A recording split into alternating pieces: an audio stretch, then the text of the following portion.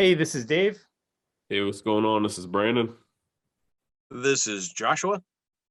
And this is Sean McDonough, author of the 13 Black Cats of Edith Penn, and you are now tuned into PVD Horror. Interesting choice of the word to emphasize. You just went with a hard U on that one. That was good. Well, yeah, it's like I'm talking to you. It's you. Oh, yeah. All right. You there in the audience. Nice. So, everybody out there, for those of you that don't know, Sean McDonough, writer extraordinaire, is back on the show for the second time. This would be the second interview for his new book, The 13 Black Cats of Edith Penn, which actually came out in December, but we had scheduling conflicts. So welcome back. Happy to be here. Spring, perfect time. Yeah. No, tomorrow though. So, well, at least here. Yeah, no, here too. Oh yeah. Yeah. Yeah, this weather's crazy. Yeah. All right, Sean. So, what inspired you to write this story? You know what? I always just, it's hard for me to always answer that question because it's just the most random thing that gets me going. Like for this one, I just kind of came up with that title, and it's like the 13 Black Cats of Edith Penn. That this sounds cool. And then I have to do the hard part of, okay, what do the cats do? What does the lady do? I mean, like I'm not a great planner of my books. I just have like one random thought or theme or just kind of hook that I latch onto, and from there I just kind of roll. But, just from the tone from the title is always like kind of like witchcraft, and this kind of, I wanted to do something like where the town and the atmosphere was like a real part of the story. I wanted to do that kind of horror, kind of like a like a Salem's Lot kind of vibe. So I just built off that. Okay. Are you telling me you had the title before you had any of the other details? Oh yeah. Oh, I've done that a couple times. My first book is called Beverly Kills. Yeah. And it wound up being about this serial killer cheerleader, but I stumbled upon that pun, Beverly Kills, and I'm like, oh, that's good. We're gonna do something out of this. And then Cool.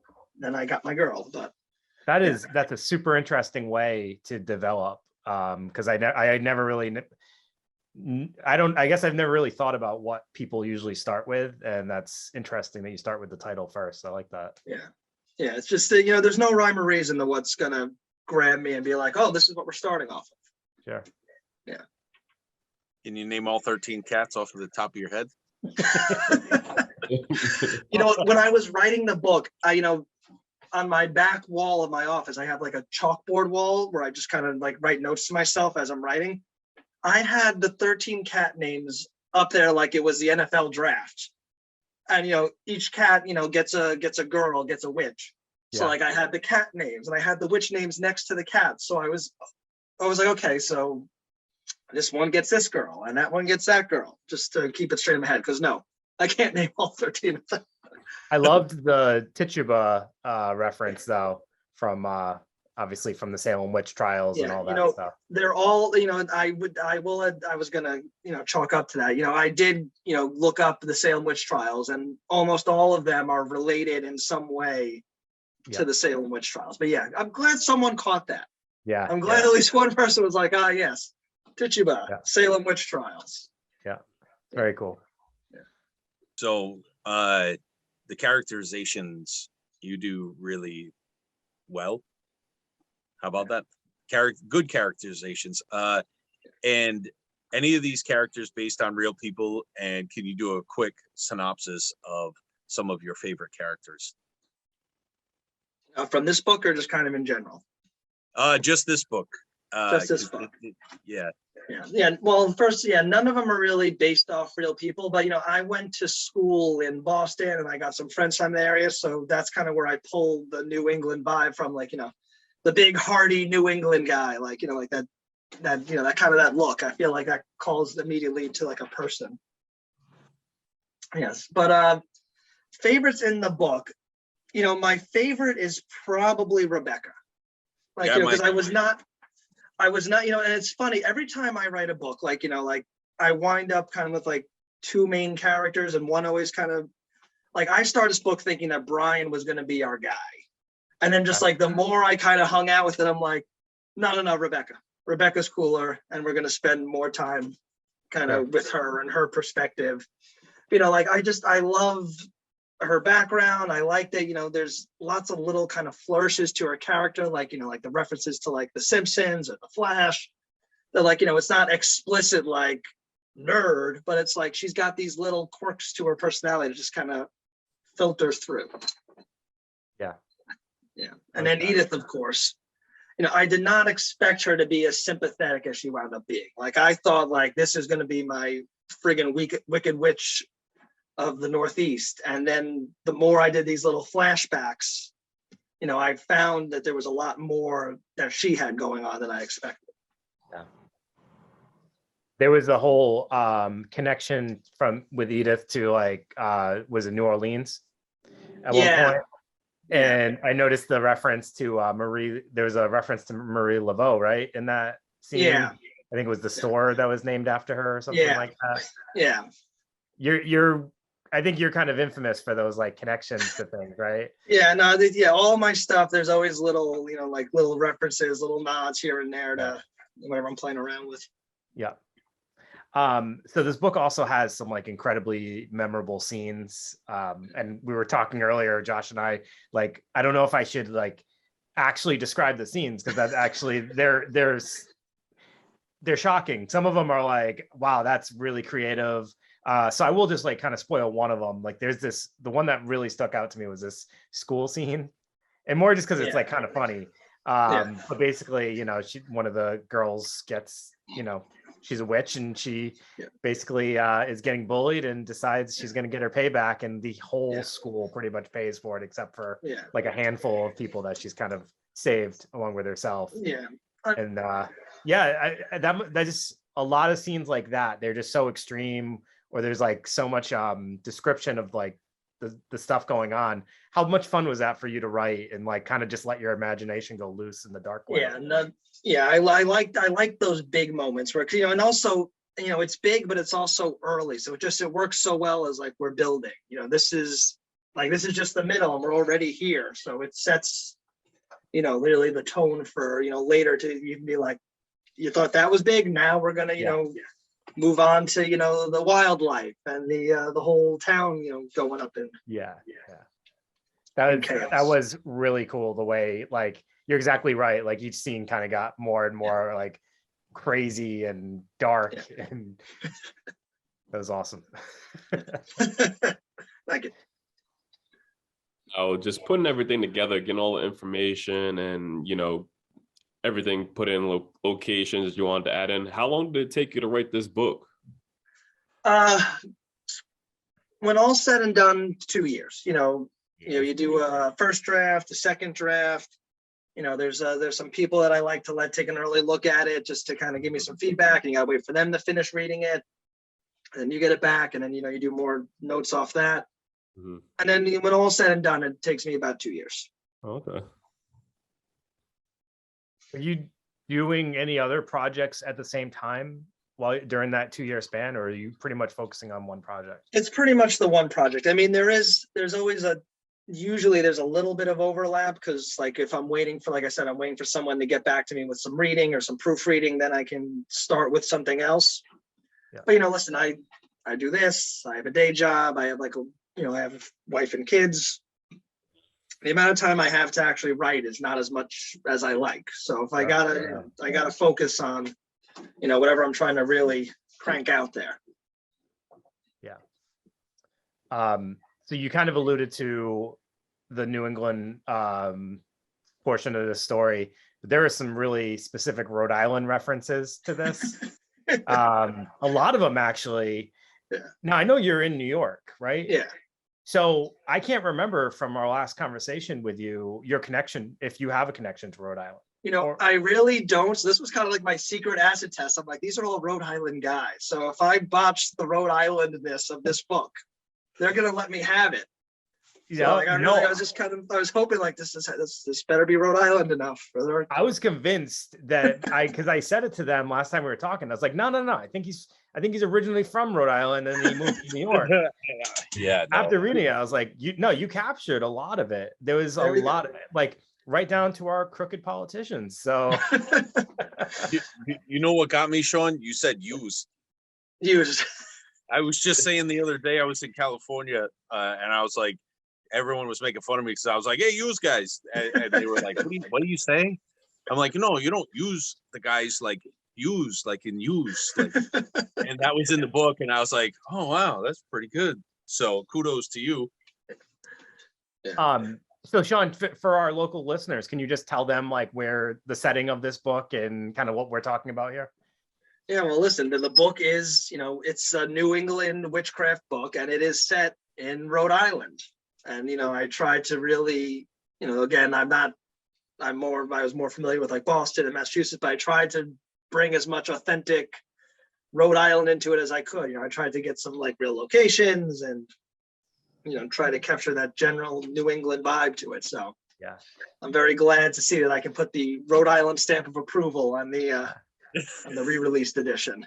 Josh is he secretly wants you to tell our listeners that you wrote this for us. Absolutely. Came out. Well, listen, if you remember, I had a really great interview with you guys when the class reunion came out. So when I was looking for a Rhode Island, a New England location, was I maybe, more favorable towards Rhode Island from the great experience I had with the PVD horror guys? Who can say? All right, there you go, Josh. You got your wish, Josh. Yeah. So I love the Edith Penn character, and the plot line was going back and forth like you had talked about earlier. And I just wanted to get your thoughts on how that came about and how that character really developed, because those flashbacks really set the tone for the character. And like you said, she was actually, there was a point where I felt really sympathetic towards this witch. So can you go into more depth on that? Yeah, well, the idea of the flashbacks was there from the beginning because, she, this isn't really a spoiler because it's on everything. Like, she dies at the beginning. So, she is in the present, she is dead. She is off the board. But, obviously the entire story still focuses around her. So it felt important to me that you knew who she was to, to give some weight to these cats and what they're doing. And the flashbacks to me were the way to do that. But I envisioned it as more of like a straight up kind of evil flashback sequence. Like, she gradually becomes more, angry and hateful. And to a degree she does, but it's not that straightforward. It's more, like a product of herself and her life. And, just the way these vignettes started playing out really shaped the whole narrative, even the stuff in the present. Like, just this is what Edith was, and this is her relationship to these cats. And it changed really the whole course of the book. Like, I had much more of a straightforward kind of, maliciousness to the whole endeavor. And that just wound up not being what worked. So the other day I was watching the filmmakers' commentary on the new Scream film. They were talking about how they come up with the names of the new characters, and I thought it was cool, like how they add like family members and everything in there. How do you select names for your books for the new characters? I'm not great at names. I mean, I'm really not. Like, I sort of pick them just out of, like, I deliver like certain names, like I try to avoid because they're always like the first names that pop into my head. Like, I like a lot of one syllable names. Someone's like, no, you can't do that again. So it's just, honestly, what usually ends up happening is like I throw out a name for a character and I'm just like, this is a placeholder, I'll change it later. I never do. They always wind up being just whatever I threw out there. But names and my approach to like character names and personalities and kind of the way they look, it's almost like, you're trying on a pair of shoes. Mm-hmm. And, you're trying to see what fits. And, you'll pick out a name and it just, I don't have any real concrete way to determine it, but it's like, no, that doesn't fit. We're going to try on another pair. We're going to try this name. And then that name doesn't fit. And then eventually it's like, okay, no, she's Rebecca. Done. Definitely had a lot of characters in this book that you had to name, Yeah. so you had your work cut out for you. Yeah. Now looking back, did you make any edits that you wish you kept in this book? You know what? This one wound up being fairly clean in that regard. Like a lot, it's obviously some things changed, but the bulk of what I wanted to happen in this one played out. And it doesn't always work that way. Like I've had books where I wind up changing like the entire like last act or like I make major changes, but this one rolled out pretty well, and I'm glad about that because like this one in particular felt very good to me. So like I was glad that it stayed fairly recognizable throughout. Like I'm very happy with how it came out. I asked that because you see sometimes when like authors publish things and they have to stay at a certain word count, and then sometimes they have to lose some certain parts of the book. So I always kind of thought about that in having this book. Yeah, So if anything, I wish this one could have gone longer, but it's the length it is. Like nothing kind of developed to create more plot lines. This was where we went through. Cool. Like I told you, I want this to be like like a real town setting book, and that's in there. But I wanted to do more of that, and it wound up being more character focused, and it didn't get into the town as much as I wanted it to. Can you talk about the town? Like you got into it at the end, and I don't know if you want to give away the ending, but the end of the book with the town, I was like, holy shit. Like you were talking about that building up. And once it got towards the end, I was like, what is going on? Like this the ending shoots off. The ending shoots off in a way that I'm very happy with. But I do spend time with and it's through the cats and these different families and these different parts of the town. So you get that. But it's a book about there's 13 black cats in Edith Penn, and I really focus on 5 or 6 of them. So like in a perfect world, every single cat got that treatment, and you had that family, and you had that whole portion of the town to work with. But I'm a very momentum driven writer. Like I like to just kind of move from this to that to this and just go. So the way if I expanded more, I wouldn't have had that same kind of thrust to it. So you have to make sacrifices. Not that I'm an author whatsoever, and I have no right to even say this, but I think that if you would have added any more stories with the cats and their characters, there would have been almost too many characters being introduced, and you're right.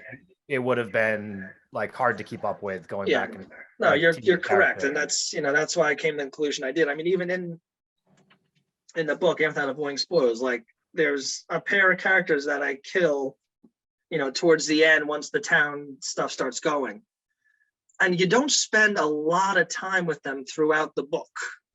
So like again, my writer, my reader who gives me notes was like, I really had trouble remembering these two because you don't use them that much. And sometimes you get notes and you're like, I agree with you, you're correct, I'm not changing nothing because I still like this enough that I'm gonna take the hit on them not being that well remembered, but the whole scene is good, and I don't have any good justification to use them more earlier, so we're gonna take that.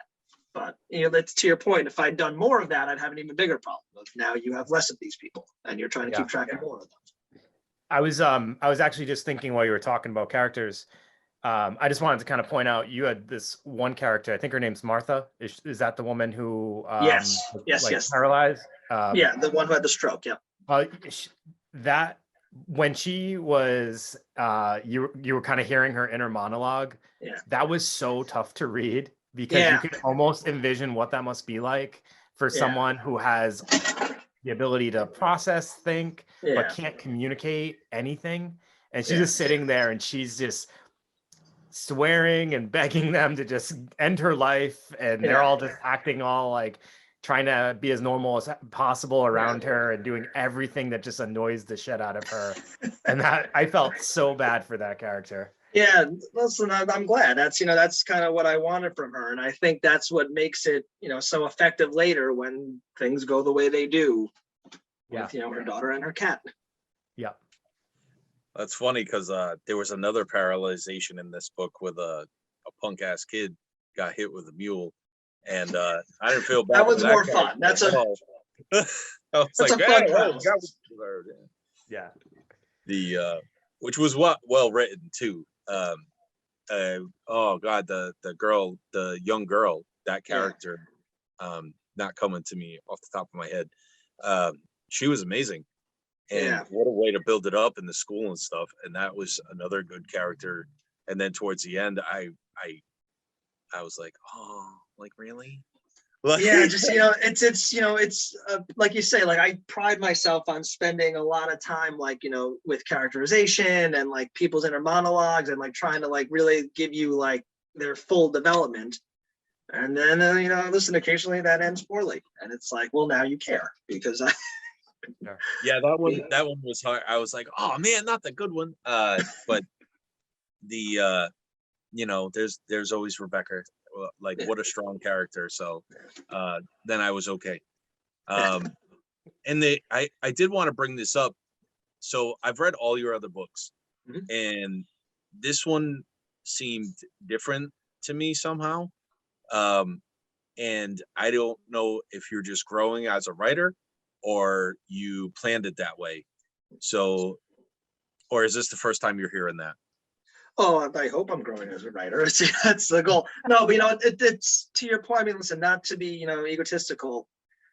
I set out to write the best book I've ever written, like in a specific kind of way that I've never done before. I was like, this one is gonna be the best one yet, and like I did put kind of some effort and muscle into it that I have for. So I'm glad to hear that. I'm glad that it it presented itself on the page that this was something with a little more oomph behind it. Sure. Yeah, what's funny? I was reading some Stephen King books beforehand. They're so readily available.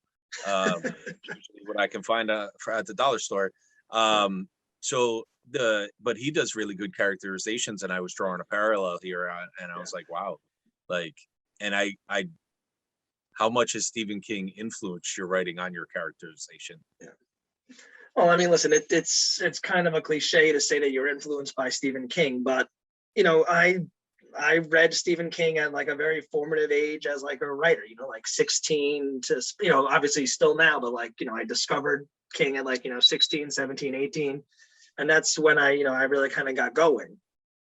And that when you say you're inspired by a writer, I don't think that it so much changes how, if you're good, if you have some ability, it doesn't so much change how you write as it exposes you to things that click with what you want to do.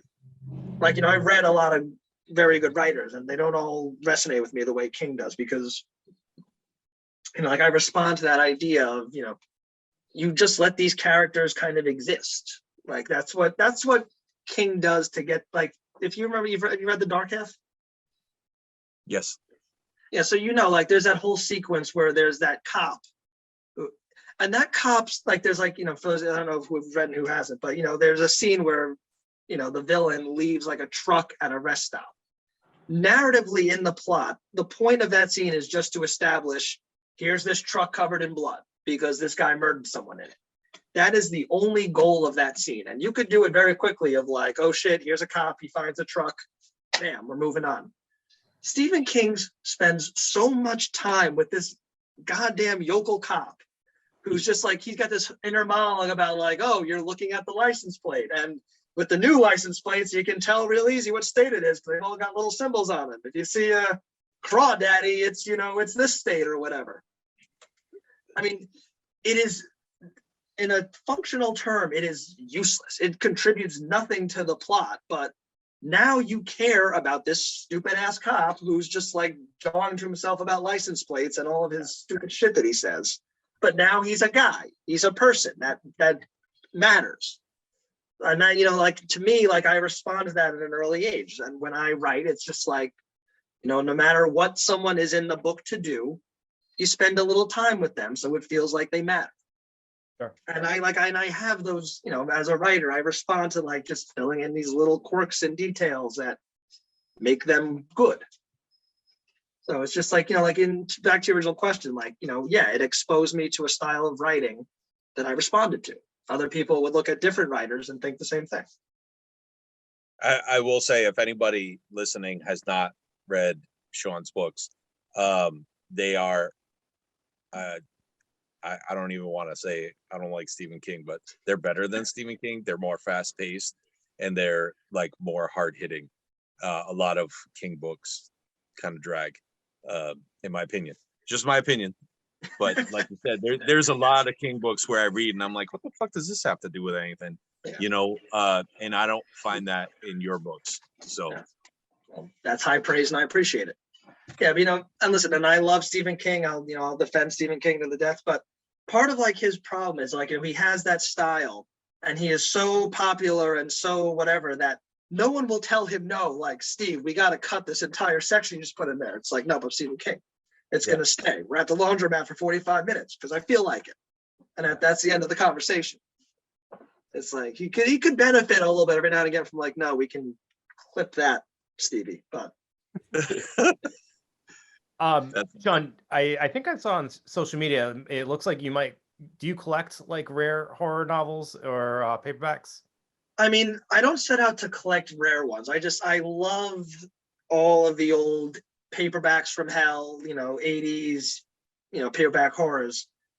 And the way I mostly get them is like, I don't set out for anything. I just, wherever I go, I look for little shops and I find stuff. But occasionally, I get something for $5 and I do a little like, book Googling and it's like, oh, this is worth $100. Yeah. And then it kind of gets, I mean, my wife teases me. Like, I'll be like, honey, I found one that's $100. And she'll say to me, it's not worth anything if you're not going to sell it. Are you going to sell it? I'm like, no. She's like, okay, that's not worth $100. I think that's what I say to people when they tell me something's worth money. I'm like, not if you don't sell it. So. But you know what? It's the fact of having the book. Yeah. Like, no, it's cool. Yeah. And every now and again, it's for crying out loud. Well, I follow you on Goodreads, and some of the books I'm like, what is that? And I end up like finding the book. So thanks. The reason why I asked the question in the first place was kind of like that though, because I think on social media, somebody was like posted a photo of a book that must be really rare to get. And you're like, my parents picked me up one when they were in Ireland. I was like, this guy's got his parents looking for a horror novel. Well, that's a funny thing because my parents, especially my mother, like they're like antique store people and thrift store people. And that's been like my entire life. My mom's like, ooh, look at this dresser I found for $30 at some goddamn barn and I'm going to restore it. It's worth. But this, and like, listen, and they've always been, indulgent in my horror stuff. God love them. But like, the second I really got into these books and like I explained to them that kind of stuff, like, oh, it's like a treasure hunt. Like now for them it's fun. It's like, oh, Sean, we're at a thrift store and there's this whole section of books and like here's 8 pictures. Tell me what you want, because now for them it's like, oh, there's a hunt. We like hunts. We'll hunt for books for you. That's awesome. Yeah. Wow, that's cool. So tell your parents I'm looking for some Guy Smith stuff if they ever find it. Oh, they found me one of those. When did they find me? Hold on. No way. Yeah, hold on, give me a second. Yeah, they found me Water Rights, which is not a crab Guy and Smith. It's but it's a different kind of water something. And elderly, there's a water pump. It's set in like Britain or something, but I haven't finished this one yet. I'm gonna get back into it, but yeah, I got a Guy and Smith. The only one I have is here's your section right here. By the way, I don't know if it's your section. You have your own section on my red Where's shelf. the card catalog that tells me where to find Sean McDonough when I go to your library? Your library. My library is set up Joshua Dolan exclusive, so I know where everything is most of the time, but no one else does. Yeah, well, that puts you on about me. I normally don't even know where anything is. I just kind of poke around. I'm like, there's a book I want. I'm just going to have to read through 8 shelves until I find it. Yeah, sometimes that happens. Yeah. So here's something. What are some of your favorite authors? I'm just curious. Yeah. Well, listen, we'll skip Stephen King because Stephen King. Graham Masterson, who's from the 80s when I love about him. He's just a goddamn maniac. Like everything he does is just ridiculously bloody and weird, but like he's got like his own little quirks. Like half of what he does somehow comes back to like some kind of ancient god from like, oh, it was the Native American god or it's the Mexican god. It's just everything he does, somehow you pull back to curtain, there's a weird old god behind it. Or he wrote early in his career, he wrote a book called The Manitou, which is about a Native American shaman who like comes back for revenge on the white people. And like, he does it by like growing out of a woman's neck and, just wreaking some havoc. But he keeps bringing this character back in more ridiculous ways over the course of like 20 years. Like the Manitou creates a blindness curse that makes everyone blind. The Manitou unleashes vampires. Like they're not Manitou required plots, but somehow the Manitou is there. And it's just, awesome. I love the audacity of some people. Like I'm gonna just keep doing this. Yeah. Fuck you guys. It's gonna be fun. I love Graham Masterton. I love Robert McCammon, who was like, he's kind of like the lost, like heavy hitter of the 80s. Like to my mind, like he writes at the same level as like a Stephen King or a Dean Koontz or all these guys who get like all these, movie adaptations and series and reprints, and just for some reason he never got that level of recognition, and he 100% deserves it. I mean, he writes, kind of like trashy horror. He writes more like grounded human stuff. Genuinely a fantastic writer, and just somehow never got that level to him. So Sean, we had added something different since the last time you've been on. We started a playlist which features some of our guest favorite songs. Could you share 2 songs that made an impact in your life and in your career that you can share with the list? Well, you know what? Yeah, let me get in there. I'm gonna, because we're talking about the 13 Black Cats of Edith Penn. Every book I write gets, if it's going well, I'm happy with how it's going. Mm-hmm. It gets a playlist. Oh, there we go. So that's awesome. Well, it sets me in the right mood, and it's a sign that I'm building something that's got its own identity, it's got its own momentum. So I can tailor a plot to it. I've seen some of your musical stylings. I'm curious to your metalhead, right? Primarily, yeah, but I'll get into a little bit of a bunch of other random stuff. But yeah, mostly metal. I get into like a lot of folk Americana. I'll do the occasional rap song that somehow like just like kind of clicks. Like this one's a good one. We're gonna keep it. So let's see here. Here we go. 13 Black Cats. So the first one I'm gonna give you is "Witchy Night" by Nico Vega. And their claim to fame is that song "Beast of America." Okay. And this woman is just like kind of like the embodiment of like witch singing. Like she's just like got this screechy howling voice. Phenomenal. So I will give you that one. And then I will also give you, just again, and that going back to this kind of vibe of, like Americana and the New England and kind of this just slow mournfulness, a song by Mary Gauthier called "Snake Bit." And it's just, she's in her 50s. She's got this smoky, raspy voice. And the song "Snake Bit," it's like her not good father talking to her and be like, "Kid, when I knew you were born, you'd end up snake bit like me." So it's just this gloomy, grim, dreary song by a woman at the end of her life who's just like, "Nah, nothing worked." It's just bitter and fantastic and amazing song. Thanks for sharing those 2 songs. I have to check them out. Yeah. I was convinced you were going to give us 2 Motorhead songs. Talking about last time you were on. Yeah. I was kind of hoping. I was like, it's a bomber. I was waiting for the lyrics to drop. So Sean, can you tell us what's next for you now that this book is done and you're kind of moving on? What's your next project? I'm kind of in an interesting spot right now. After this book, I had a plan. I won't say the name because maybe I'll be able to kind of tie it together. Like I had this plan to reach out to someone who wrote this kind of like this cult 80s movie, like one of those like real like low budget B, like cult movies. because it's this cheap movie. It's it's not conventionally good, but it's got like so much like weird ideas and imagination behind it. I was like, I could write the shit out of this as a book, and I wanted to do a novel adaptation. And I got a hold of this guy, and we went back and forth for like 2 months. And like I thought we were locked in. Like he liked what I was doing. He was responsive. I thought like we had it kind of in place, and we were at like the contract phase. And by contract phase, I mean like the end. Like I said to him, like, listen, I'll pay you X. I'll give you Y percentage. You keep your rights. You just give me the license. He's like, yeah, it all sounds good. Just just give me the papers. I sent him the papers. He has dropped off the face of the earth. He has not gotten back to me. And I got it. It started as a lark, but I got into it enough that like I was ready to do it. And then things kind of fell flat. And it's weird because typically, I write one thing and I have what I want to do next already kind of lined up, and I just go from one to the other.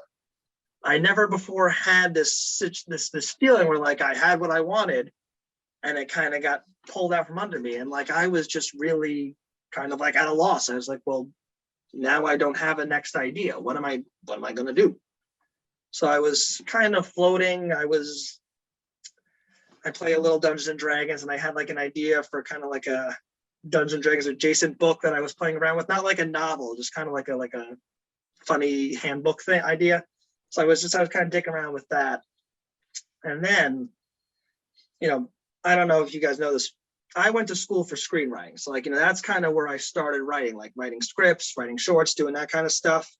And then when I moved back east and I got settled, with my family, I moved more into the novels, which I'm tremendously happy with. But I was talking with an old friend from school who's, still in that world. And he reached out to me about working on a script again, which I haven't done in 10 years now.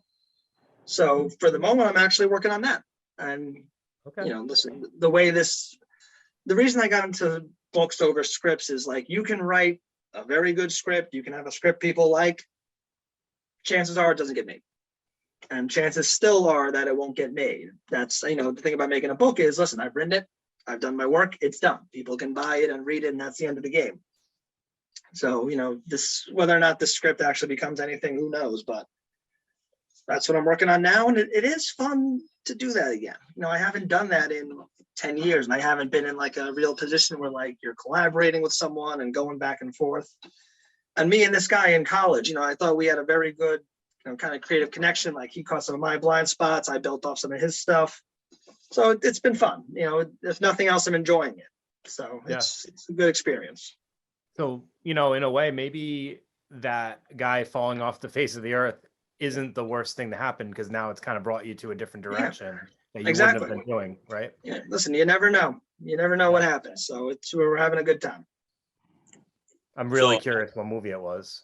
So here's an interesting story for you, Sean. So you know how PVD Horror started? How? Brandon moved across the street from me, and my son walked right in his house, and then I walked in after him, and he's like, "Who are you, and why are you in my house?" So did you have the beard? Did you have the full look going on, like just giant beard man? I don't think he had a beard at that time. He was like, no, Josh was beardless, bro.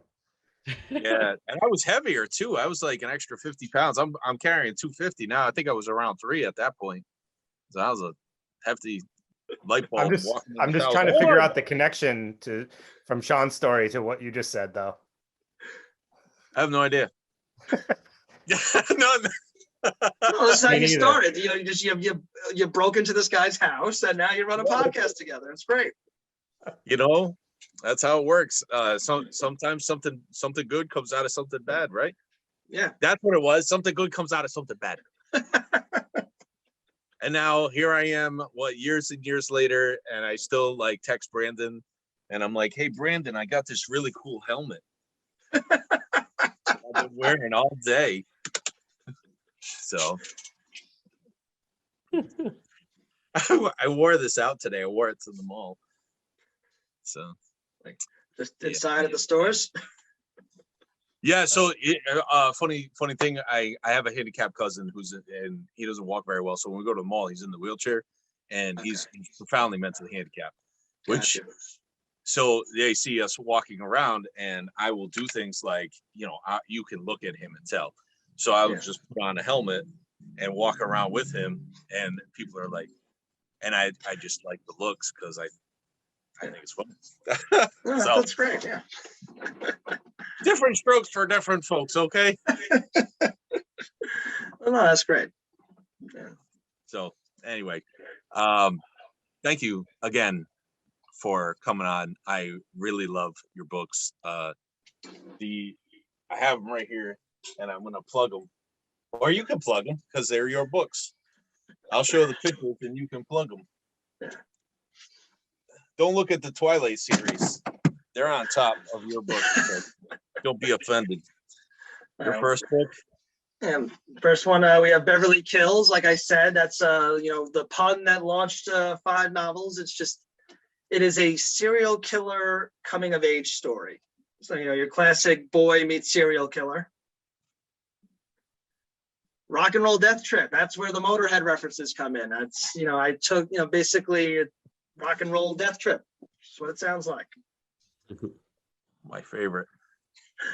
The Terror at Turtleshell Mountain. Basically, if you go to Disneyland and everything comes to life and tries to kill you. This is great. The Class Reunion. We talk about the 80s pulp. That's a classic slasher.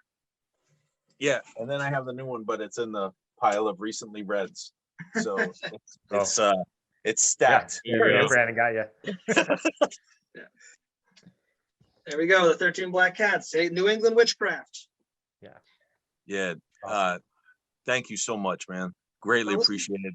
Thank you guys. I mean, listen, you guys are always a blast to talk to. And listen, nothing is set in stone, but in November, you have the road. You used to have TerraCon, which was, in the summer. I guess the pandemic kind of whacked that one out, but you still have the Rhode Island Comic Con in November. Yep. Nothing set in stone. I may get a table. I may be in the area. Okay. Nice. So if I do, you guys will know about it. Awesome. All right. Cool. Yeah, that'd be pretty dope. Yeah, listen, I've only done like a couple of conventions, but I love the experience. I love getting to hang out and talk to people. Yep. So Awesome. So If you're gonna be there, we'll put the word out. We'll Yeah. beat the street for you. Excellent. All right, thanks. Everybody, thank you, Sean McDonough. Guys, make sure you check out his books. Thank you, and have a good night. You guys too. Sorry, I just wanted to add because when people want to find you on social media, That's House of the Boogeyman. Yeah, House of the Boogeyman on Instagram, and then on Facebook, just Sean McDonough, horror author. Yeah. All right. Just wanted to make sure people know how to find you. So You're also thank on Goodreads, right? I am on Goodreads. Yep. Okay. you. Okay, Josh, you can take it away. Can I say good night now? Good. Yes. Good night. Good night, everyone. All right. Right.